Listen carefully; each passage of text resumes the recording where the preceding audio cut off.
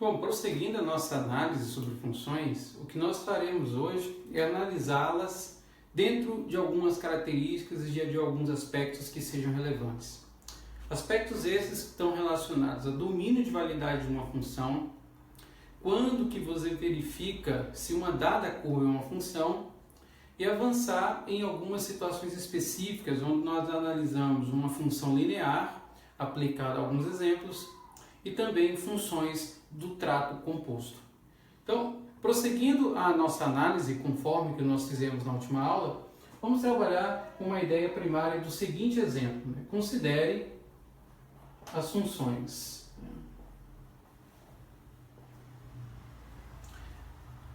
F de x, colocar aqui no item A, igual a raiz quadrada de x menos 2, e a função g de x da forma 1 sobre x quadrado menos x.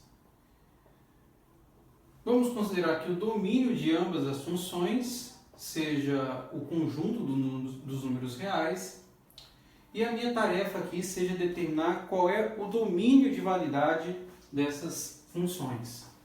Ou seja, é o conjunto de valores associados para os quais essa função vai existir. O que na lógica de equivalência nós trabalhávamos em relações que envolviam quando que uma proposição é verdadeira ou é falsa.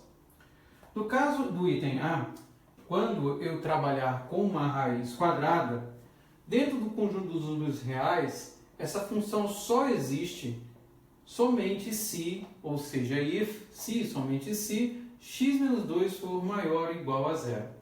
Em outras palavras, o domínio de validade desta função são para valores a partir de x maior ou igual a 2. Essa é uma das formas que você tem de resolver o problema. A outra maneira é você reescrever essa expressão na forma de um intervalo. É apenas uma sugestão, onde você constrói um eixo normado com orientação em zero.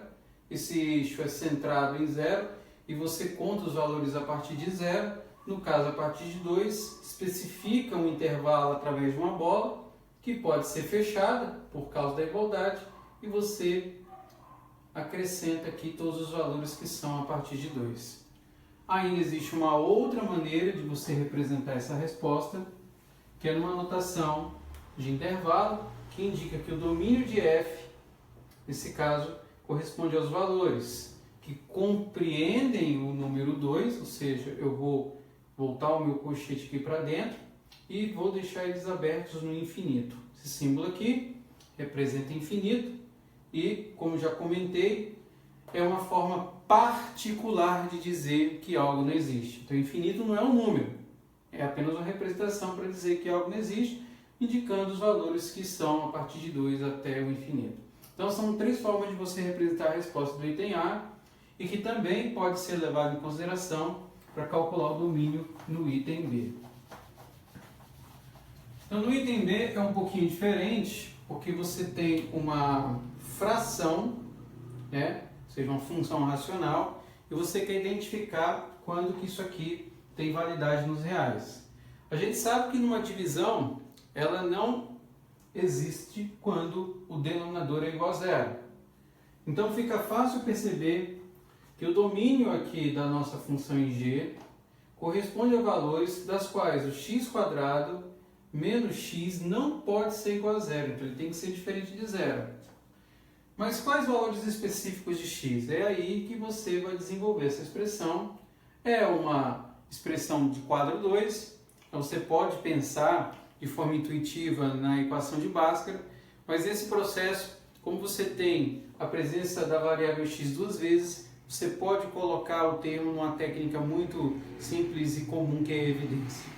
Então você observa que o termo comum é x, coloque ali a evidência, x multiplicado por x retorna x², x por 1 é x, isso é diferente de zero. Então isso indica que, para esse caso, x é diferente de zero ou, x diferente de 1. Por quê? Porque se x for zero, vai zerar embaixo, não pode. E se x for 1, também vai zerar embaixo. Então ele tem que ser diferente de zero ou diferente de 1.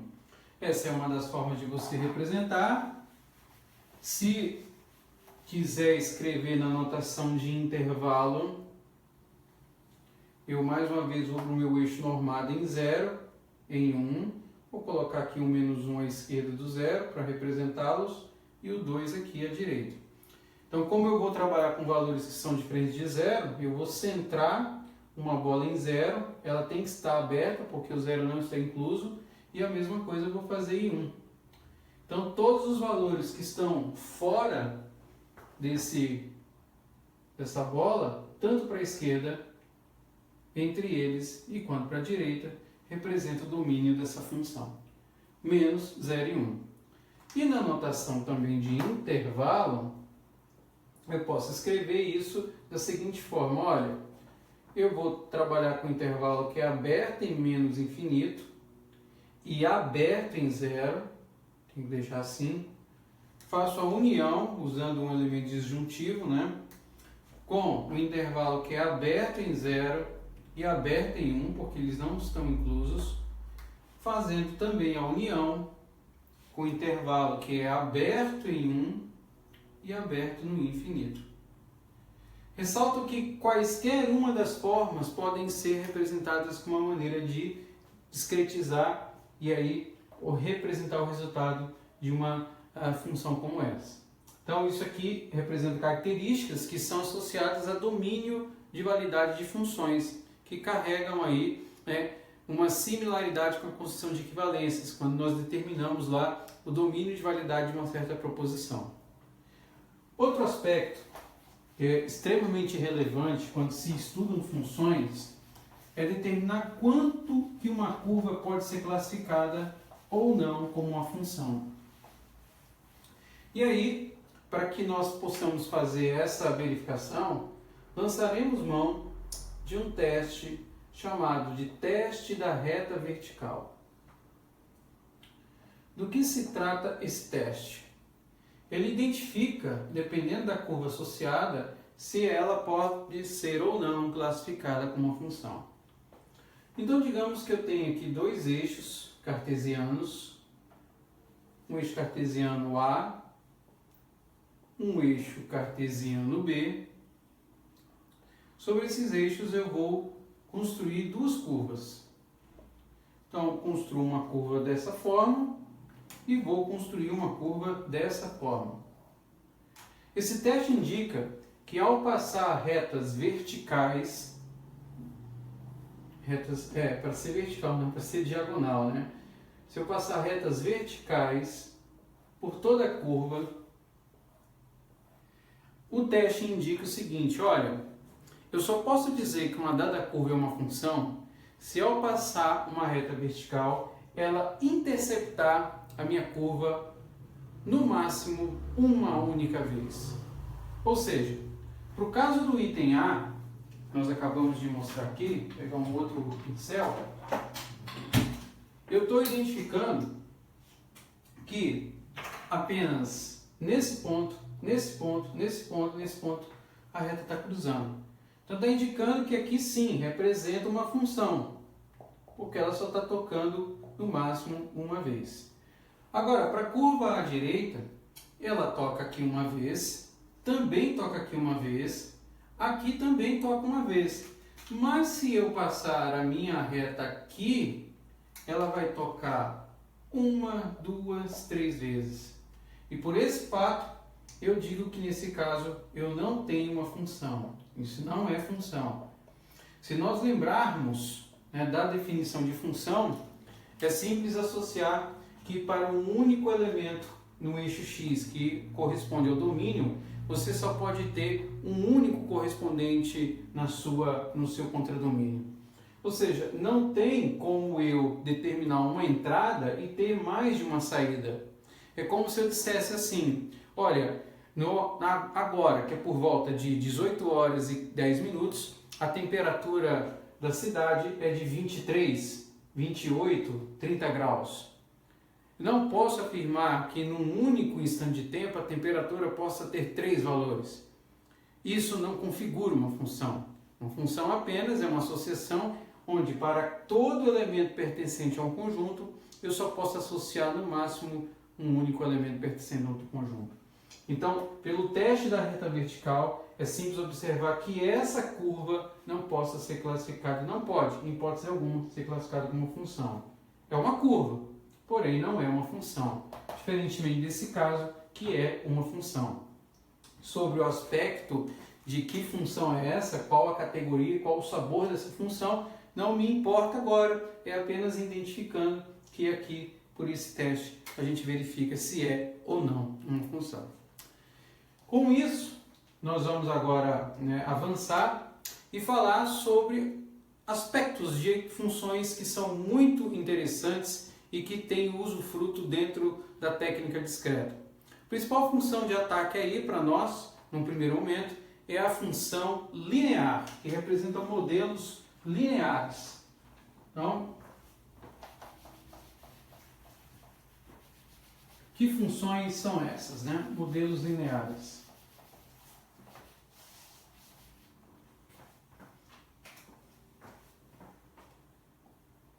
Em um modelo linear, uma função do tipo linear, ela é de tal modo que matematicamente uma variável dependente y está associada a uma variável independente x através de um coeficiente a e de um coeficiente b.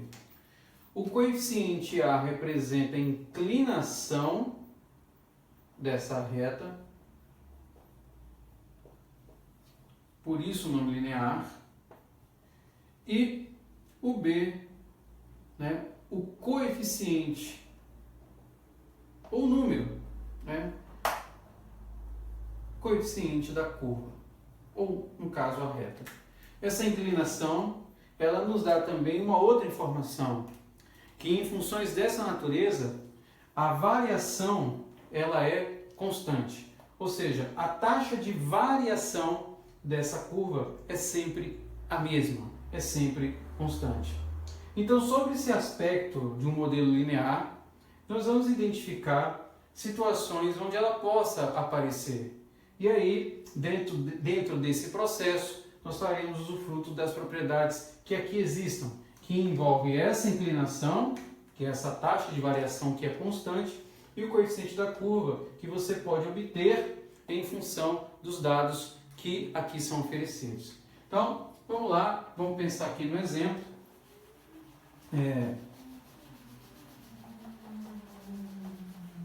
Vamos pensar no exemplo físico, Vou fazer aqui.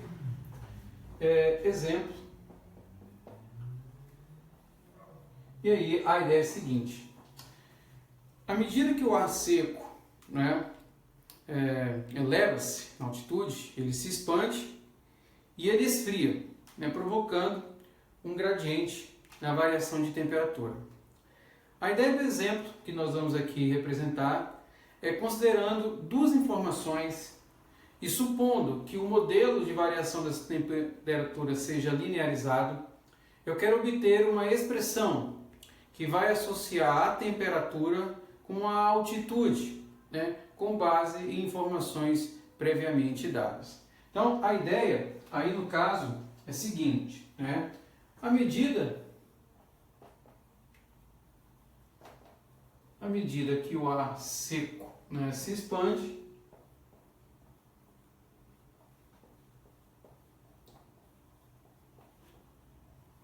ele esfria. Então, sabendo que no solo a temperatura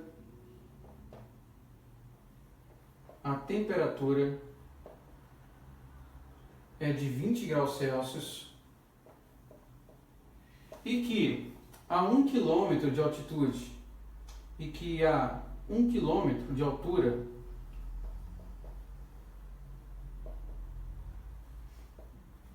a temperatura é de 10 graus, vamos abreviar aqui, encontre um modelo, e aí vem a ideia, supondo linear, encontre o modelo supondo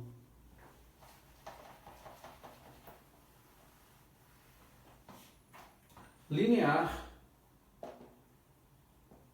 que relaciona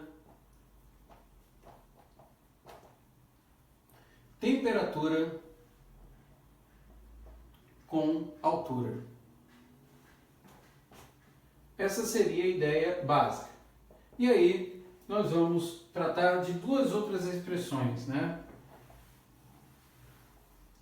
Pensar também em esboçar o gráfico, né? Esboce o gráfico.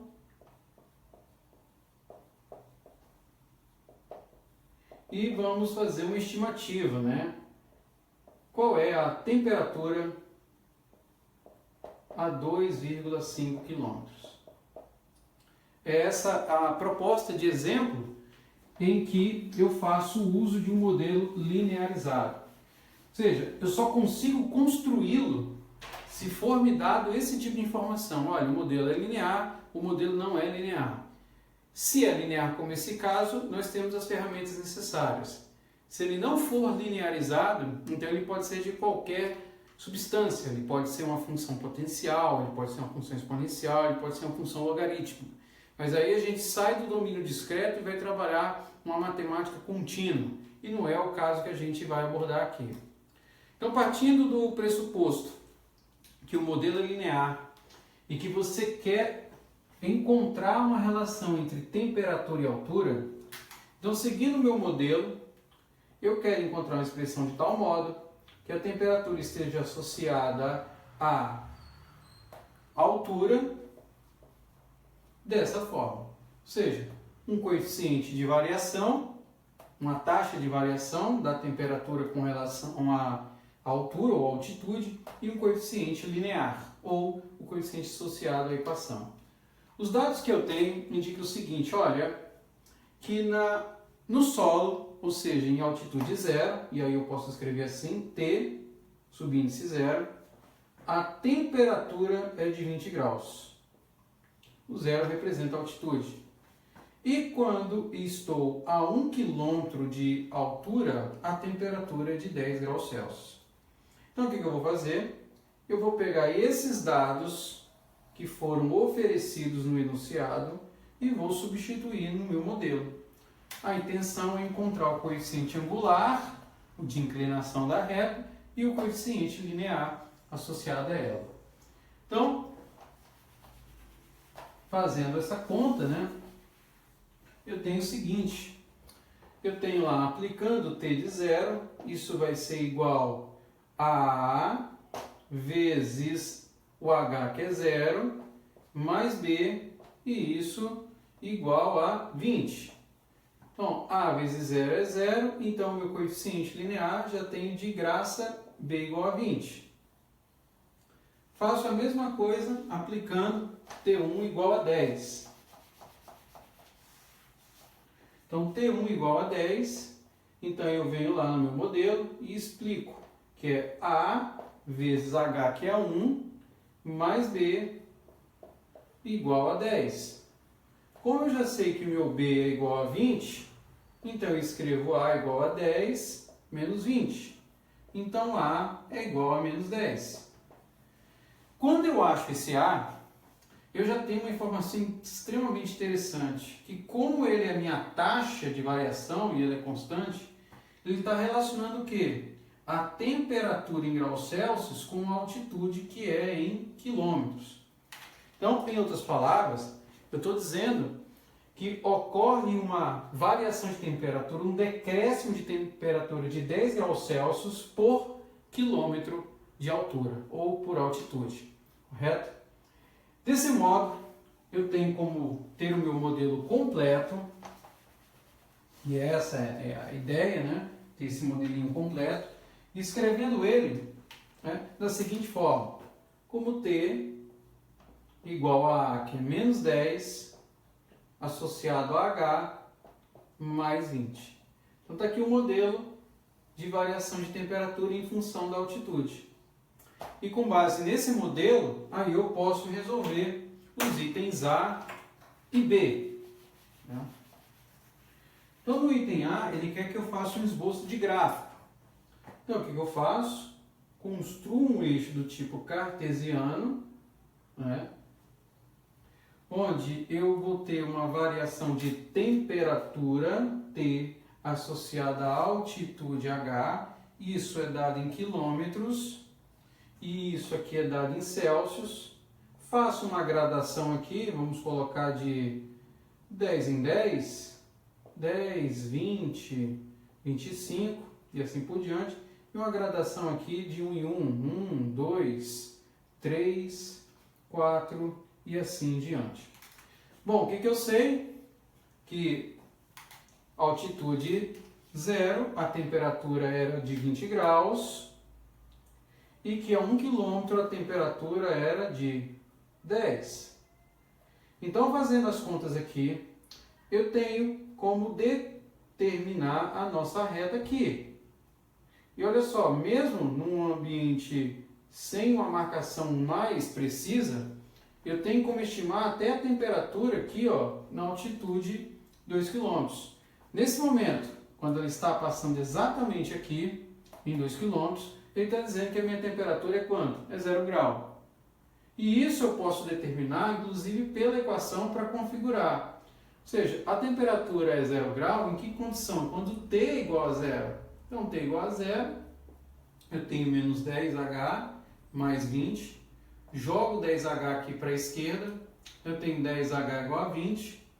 Então, daqui reproduzindo, H vai ficar igual a 20 sobre 10. Portanto, H é igual a 2 km. Então, aqui eu já encontrei, inclusive, né, uma informação importante, que é quando a temperatura é de 0 grau. Isso resolve o item A. No item B, ele quer que eu estime a temperatura a altitude de 2,5. Então, eu venho, escrevo no meu modelo menos 10 vezes 2,5 mais 20. Então, T vai ser igual a menos 10 vezes 2,5, que é menos 25, que mais 20 vai produzir uma temperatura aí de 5 graus Celsius negativo. O gráfico evidencia essa informação, porque entre 2 e 3 e 2,5 a temperatura já é negativa. Então, isso aqui é um exemplo linearizado de uma aplicação que nós temos com o modelo linear. Agora, eu separei dois exemplos que nós vamos fazer com modelos linearizados, dos quais nós também podemos executar, né, algumas contas. Vamos lá.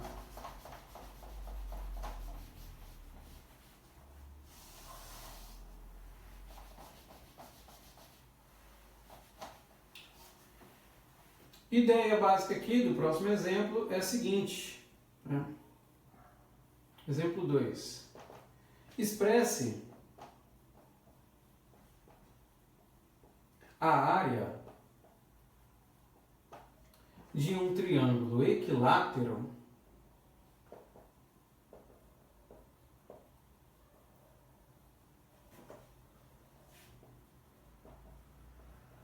em função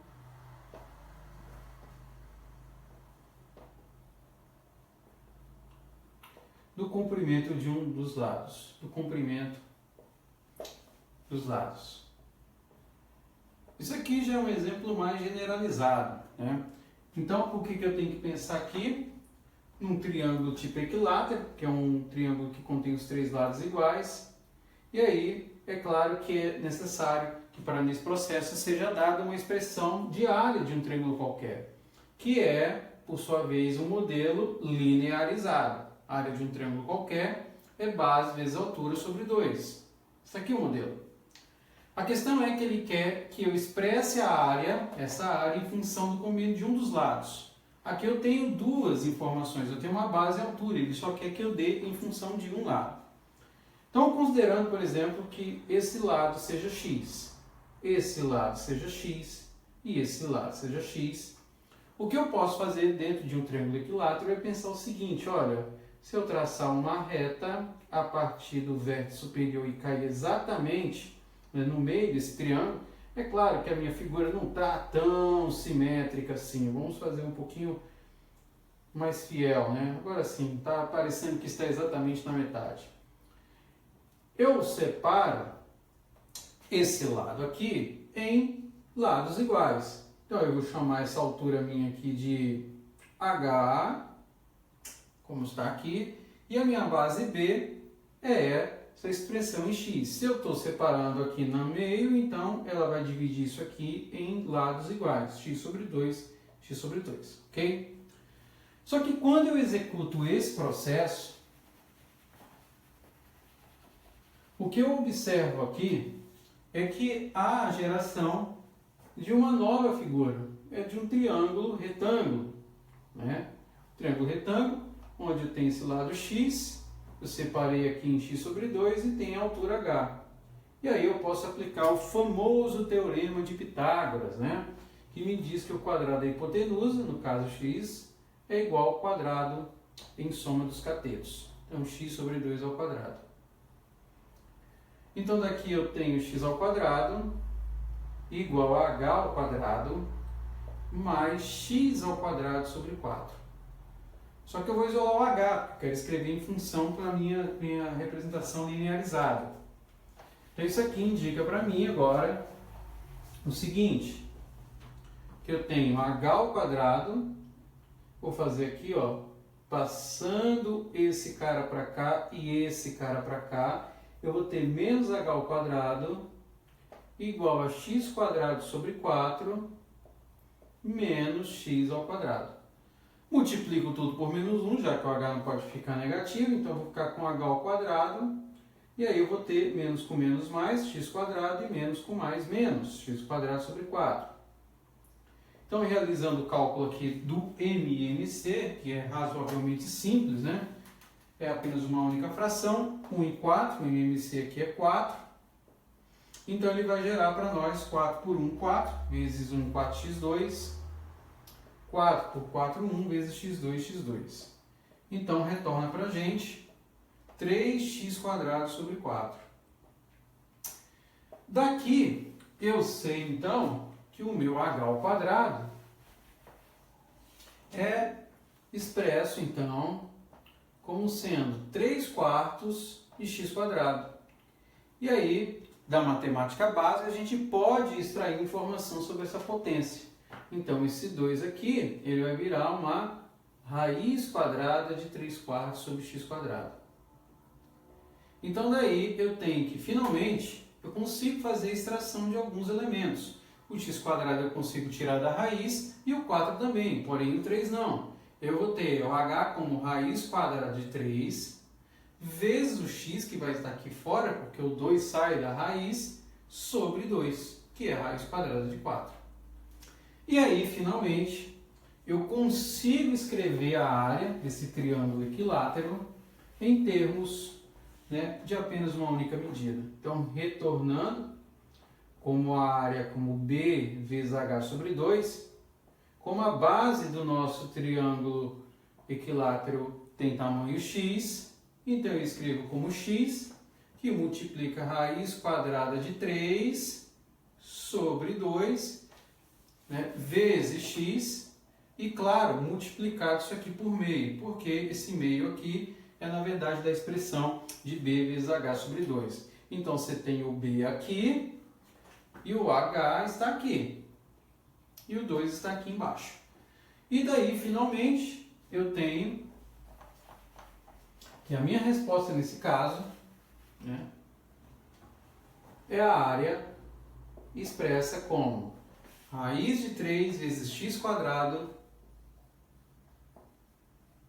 sobre 4. Ou seja, é essa expressão que eu obtenho para a área. Eu não analiso essa função, eu apenas expresso a área do triângulo equilátero e aí escrevendo nesse formato. E aí está um exemplo de aplicação bem interessante que envolve áreas de regiões geométricas. Vamos fazer mais um outro que eu separei aqui. Exemplo 3. Vamos pensar aqui um pouquinho. Uma caixa, né, sem tampa. Vamos pensar aqui.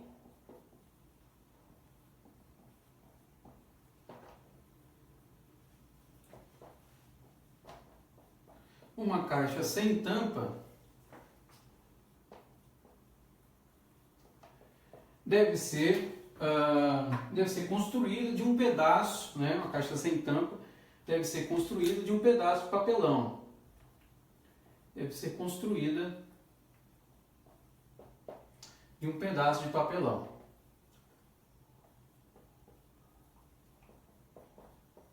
E aí, esse pedaço de papelão é um pedaço retangular.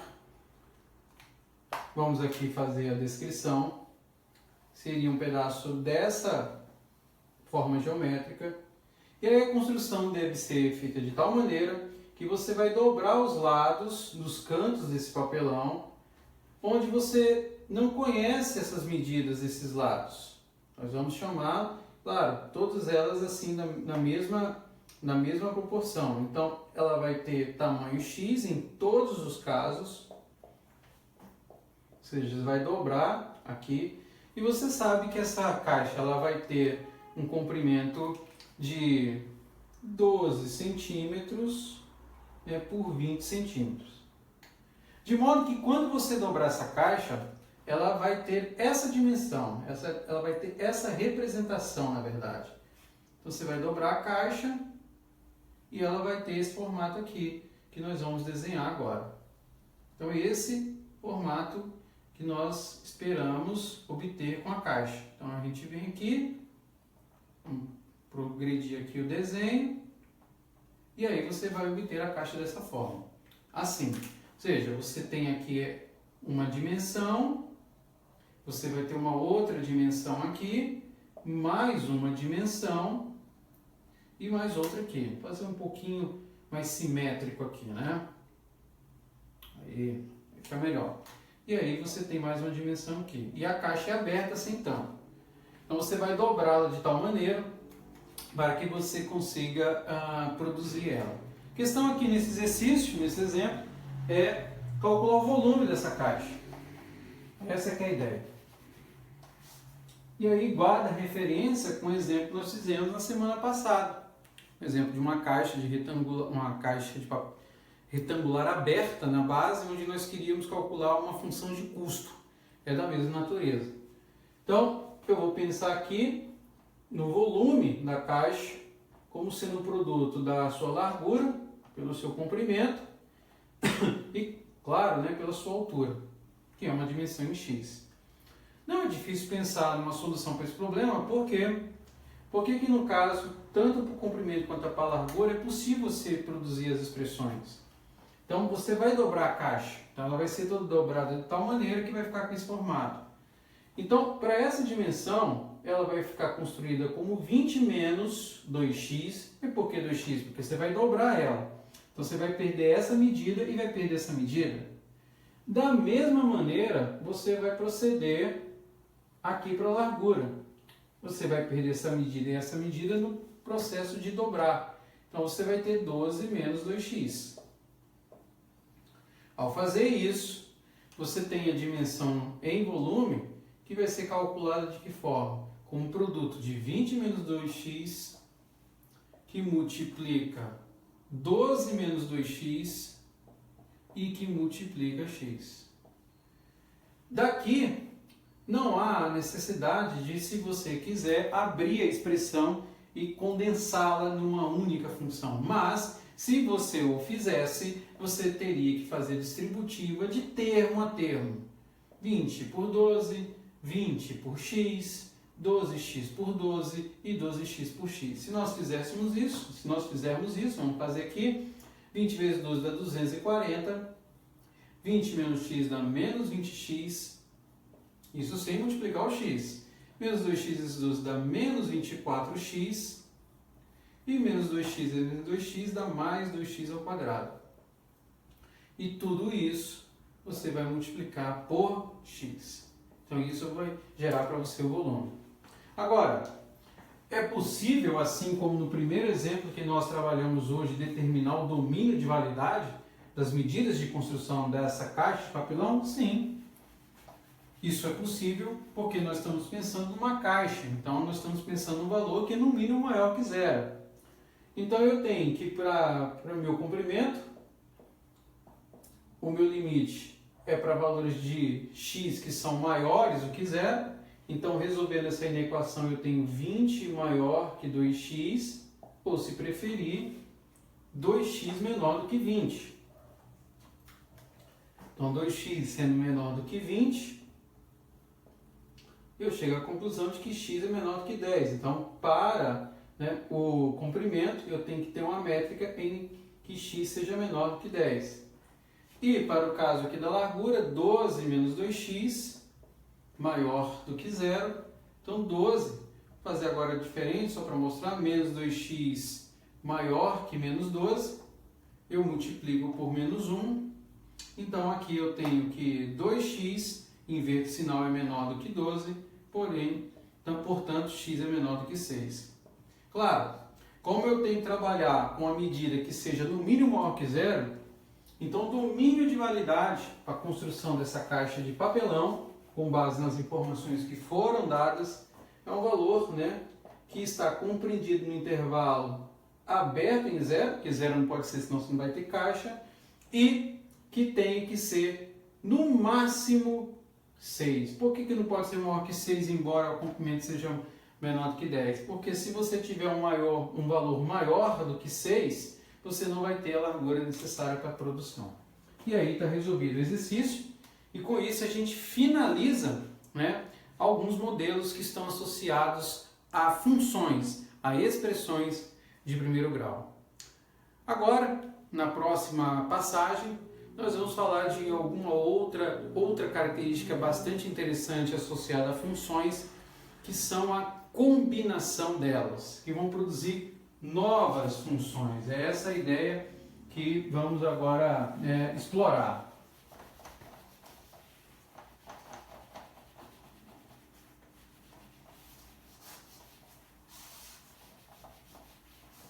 Então, combinação de funções.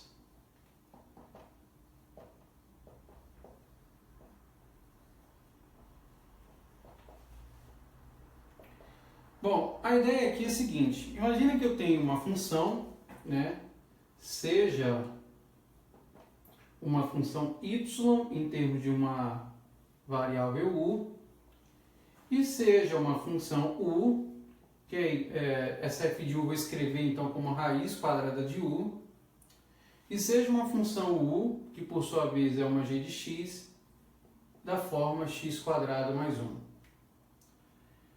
É possível que eu escreva uma relação direta de y em termos de x? Sim, porque se eu escrevo uma função f de u como raiz quadrada, de onde u é uma função de g de x da forma x² mais 1, então eu posso de forma direta escrever uma relação que associa y com x.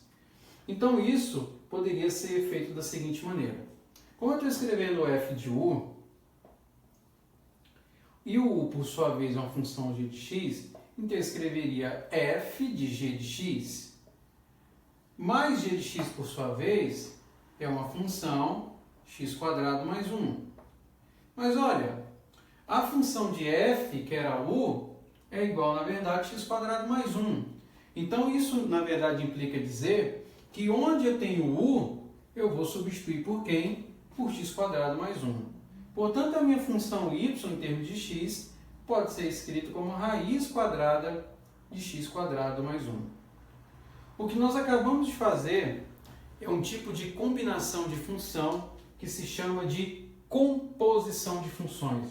Ou seja, eu estou falando aqui de uma função composta. É essa a ideia que estamos explorando nesse momento, uma função composta. Então, se eu penso numa função composta, eu posso imaginar numa espécie de máquina, onde você tem uma entrada e você gera uma saída. Então, a ideia, em termos de uma máquina, é o seguinte: você entra com uma matéria-prima em uma máquina, é a máquina G, e ela vai produzir um produto, G de X. Por sua vez, esse produto ele entra numa segunda máquina, F, e que vai te gerar uma saída que é a função, né, f de g de x. F de g de x. Ou seja, você aplicou x em g, g de x. Você aplicou g de x em f, f de g de x. Então, o que nós temos, na verdade, é um caminho que corresponde ao quê? A uma entrada, um input, e um output, e uma saída. E durante todo o processo, o que nós fizemos foi uma composição de uma função da forma f de g de x, que também na literatura é muitas vezes escrito através dessa simbologia f bola ou f círculo g. Ou seja, estou trabalhando na verdade com uma função que é uma função que a gente chama de função composta. Então a definição que nós vamos ter aí é o seguinte, né? Dadas duas funções fg,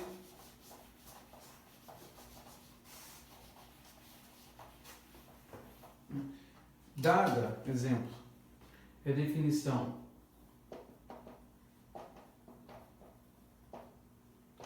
dada duas funções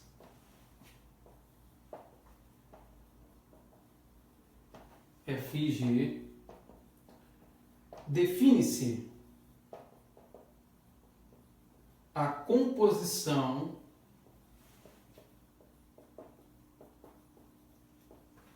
de f com g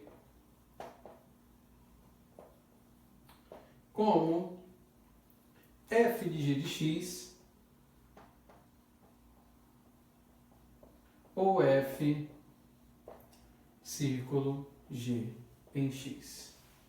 Essa aqui é a nomenclatura que nós temos, e o que nós faremos agora é fazer uso, primeiro algébrico, do conceito de composição, e depois fazermos uma aplicação aí, né, como um exemplo, né, do mundo cotidiano. É isso que nós vamos fazer nesse momento. Então vamos pegar aqui um exemplo bem simples, né, vamos usar um exemplo bem tranquilo para início e executar o processo.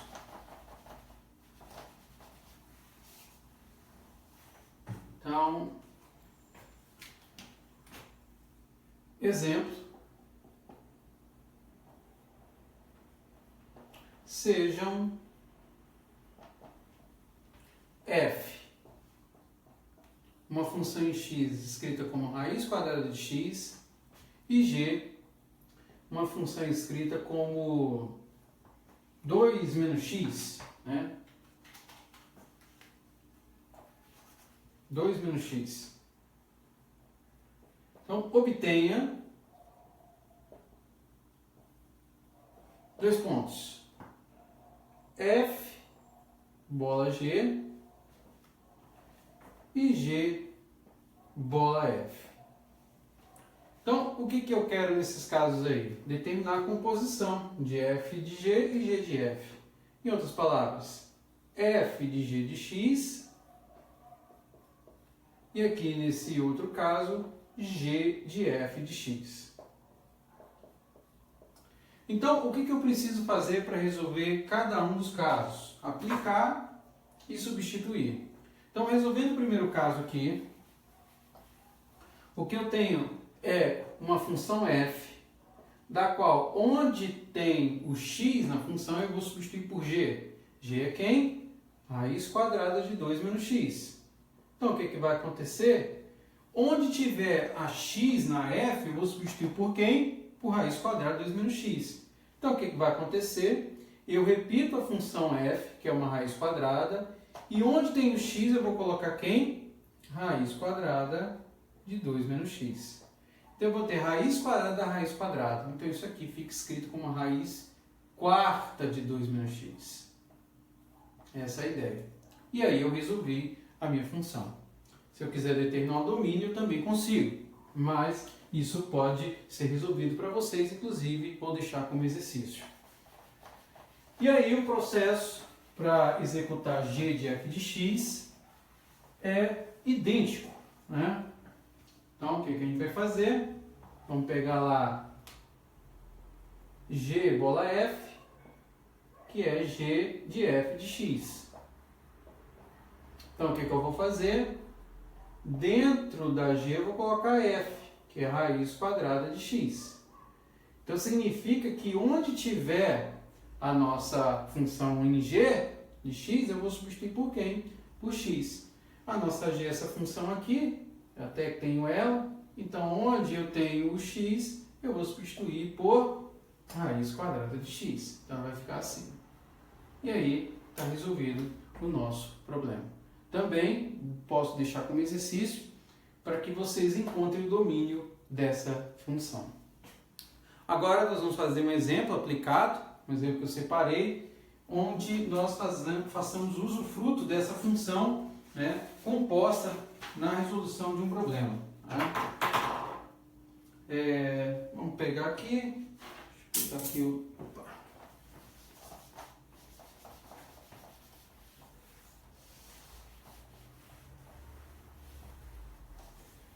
exemplo. Um avião voa, né? Um avião se desloca a 350 km por hora. E passa por uma torre de radar,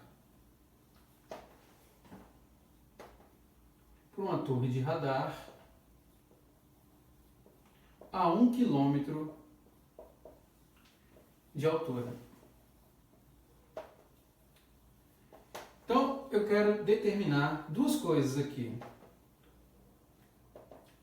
Dois pontos que eu havia separado aqui. Determine a distância horizontal, né,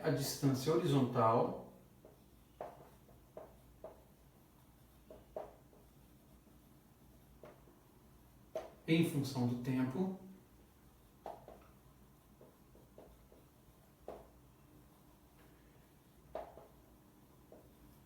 E no item B aqui, eu quero expressar a distância S. Vamos apagar aqui. Expresse a distância S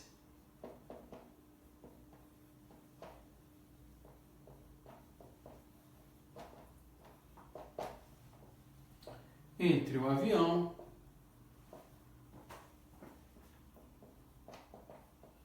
e a torre.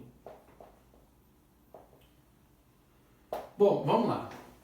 Para resolver esse exemplo aqui, é necessário uma representação geométrica, um diagrama que seja para expressar a ideia do problema que está sendo envolvido. Então imagina que eu tenho uma estrutura, né, em torre. Imagina que eu tenho uma torre aqui e tenho um radar, né, uma estrutura em radar que está sendo utilizada para captar algum sinal. E sobre essa estrutura está passando um avião. Esse avião está passando aqui e, claro, ele vai seguindo viagem. Essa é a ideia. No exercício, ele está falando duas coisas. Que esse avião está a uma altitude de 1 km em relação à torre e ele se locomove a 350 km por hora. Então ele quer primeiro a relação entre a distância percorrida, porque em função do tempo ele se locomove, e depois a distância entre o avião e a torre. Ou seja, quando esse avião passar, ele vai dar uma distância, nós vamos chamar de S. É isso que ele quer. Então no primeiro caso, eu tenho que recorrer a uma relação bem simples da física que associa a velocidade com a distância percorrida e o tempo. Ou seja, intuitivamente, velocidade é o quê? É a distância sobre o tempo, espaço sobre o tempo. Se eu isolo D, ele vai ficar escrito como V vezes T. E como a velocidade eu tenho, então a distância em função do tempo fica escrita como 350T. E fim de papo. Está resolvido aí o item A. Ok? Agora, no item B, ele quer que eu expresse essa distância S em termos, né, da distância horizontal que o avião percorreu. E aí eu tenho mais uma vez uma representação geométrica que envolve um triângulo retângulo. Então eu posso aplicar Pitágoras, né? Então nesse processo, no item B, eu começo escrevendo que S ao quadrado é igual a 350 ao quadrado mais 1 ao quadrado. Ou, se eu quiser escrever de maneira mais explícita, S é igual a D quadrado, porque isso aqui é uma distância que eu vou percorrer, D quadrado mais 1 ao quadrado. Mas eu quero a distância em função também do tempo. Só que eu sei que a minha distância, nós calculamos no item A, deu quanto? 350t. Só que 350t ao quadrado mais 1. Então, daqui, na verdade, eu tenho que S é a raiz quadrada de 350t ao quadrado mais 1. E ao fazer isso de forma indireta, eu estou trabalhando com uma função composta, porque eu estou fazendo uma composição de S com D. Ou seja, eu estou relacionando, na verdade, uma função S de D de T, da qual essa função D foi a função que nós atribuímos no item A como 350t, que é a velocidade associada ao tempo. E daqui eu consigo obter a minha resposta. Com isso, a gente finaliza aí, né, essa análise de algumas características e aspectos de funções, analisando um problema aí com uma função composta.